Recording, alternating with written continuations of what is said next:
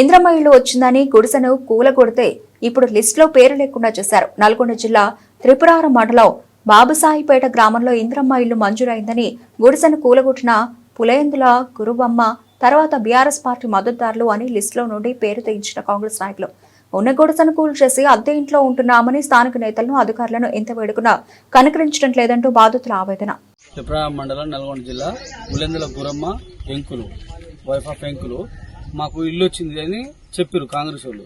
మేము ఉన్న గుడిసెను కూలగొట్టినాక ఇల్లు వచ్చిందని మీరు టీఆర్ఎస్ లో తిరుగుతున్నారు అనే ఉద్దేశంతో వాళ్ళు మా ఇల్లుని రాకుండా వచ్చిన ఇల్లుని తీసేసి ఏరే వాళ్ళకి ఇచ్చారు.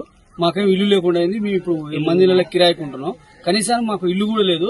మేము మంది నెలల కిరాయికుంటున్నాం అని బతిలాడినా కూడా కాంగ్రెస్ కార్యకర్తలు ఒక్కరు కూడా వచ్చి చూసిన లేదు. ఇటు ఒక్క ఈడ ఇల్లు ఉన్నదా లేదని అడిగిన లేదు.